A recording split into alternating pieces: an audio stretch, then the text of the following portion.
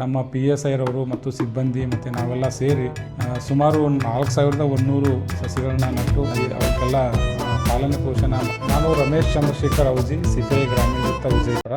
ಈ ವರ್ಷ ಪ್ರತಿ ವರ್ಷದಂತೆ ನಮ್ಮ ಐತಿಹಾಸಿಕ ವಿಜಯಪುರ ನಗರದಲ್ಲಿ ವೃಕ್ಷೋತ್ಥಾನ ಒಂದು ಓಟ ಕಾರ್ಯಕ್ರಮ ನಿಮಿತ್ತವಾಗಿ ನಾವು ಈಗಾಗಲೇ ಈ ವರ್ಷ ಮಳೆಗಾಲ ಸ್ಟಾರ್ಟ್ ಆದಮೇಲೆ ನಮ್ಮ ಒಂದು ಸರ್ಕಲ್ ವ್ಯಾಪ್ತಿಯಲ್ಲಿರುವಂಥ 4 ಪೊಲೀಸ್ ಸ್ಟೇಷನ್ಗಳಲ್ಲಿ ನಮ್ಮ PSIರವರು ಮತ್ತು ಸಿಬ್ಬಂದಿ ಮತ್ತು ನಾವೆಲ್ಲ ಸೇರಿ ಸುಮಾರು 4100 ಸಸಿಗಳನ್ನ ನಟ್ಟು ಅವಕ್ಕೆಲ್ಲ ಪಾಲನೆ ಪೋಷಣೆ ಮಾಡ್ತಾ ಬರ್ತಾ ಇದ್ದಾರೆ. ಈ ವರ್ಷ ತಿಕೋಟ ಪೊಲೀಸ್ ಸ್ಟೇಷನಲ್ಲಿ ಅಲ್ಲಿಯ PSIರವರಂಥ ದೇವರಾಜ್ ಹಾಗೂ ಅವರ ಸಿಬ್ಬಂದಿ ಇರೋರು ಒಂದು ಸುಮಾರು 600 ಸಸಿಗಳನ್ನು ನಮ್ಮ ಅರಣ್ಯ ಇಲಾಖೆಯವರ ಸಹಾಯದಿಂದ ಅಲ್ಲಿ ಗಿಡಗಳನ್ನು ನಟ್ಟು, ಅದೇ ರೀತಿ ನಮ್ಮ ದೇವರಿಪ್ರಿ ಪೊಲೀಸ್ ಠಾಣೆಯಲ್ಲಿ ಈ ವರ್ಷ ಹೊಸ ಪೊಲೀಸ್ ಠಾಣೆ ಕಟ್ಟಡ ಅಲ್ಲಿ ನಡೀತಾ ಇದೆ.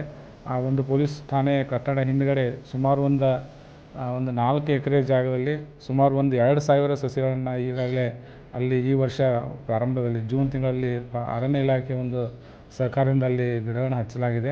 ಅದೇ ರೀತಿ ನಮ್ಮ ಬಬಲೇಶ್ವರ ಪೊಲೀಸ್ ಠಾಣೆಯಲ್ಲಿ ಪ್ರಥಮ ವೃಕ್ಷೋತ್ಥಾನ ಒಂದು ಕಾರ್ಯಕ್ರಮ ಇಲ್ಲಿ ವಿಜಯಪುರದಲ್ಲಿ ನಡೆದಾಗ ನಾನು PSI ಬಬಲೇಶ್ವರ ಇದ್ದೆ. ಆ ಟೈಮಲ್ಲಿ ನಾವು ಸುಮಾರು 800 ಸಸಿಗಳನ್ನ ನಟ್ಟಿದ್ದೀವಿ. ಈಗ ಒಂದು ದೊಡ್ಡದಾಗಿ ಬೆಳೆದಿದ್ದಾವೆ. ಅದೇ ರೀತಿ ನಮ್ಮ ಮನಗುಳಿ ಪೊಲೀಸ್ ಠಾಣೆಯಲ್ಲಿ ಈ ವರ್ಷ ಸುಮಾರು 250 ಗಿಡಗಳನ್ನು ಹಾಗೂ ಕಳೆದ ಹಿಂದಿನ ವರ್ಷಗಳಲ್ಲಿ 250 ಸುಮಾರು 500 ಗಿಡಗಳನ್ನು ಅಲ್ಲಿನೂ ಸಹಿತ ನಮ್ಮ PSI ಶ್ರೀಕಾಂತ್ ಕಾಂಬ್ಳೆ ಇರೋರು ಸಿಬ್ಬಂದಿರೋರು ಶ್ರಮವಹಿಸಿ ಗಿಡಗಳನ್ನ ಬೆಳೆಸ್ತಾ ಇದ್ದಾರೆ.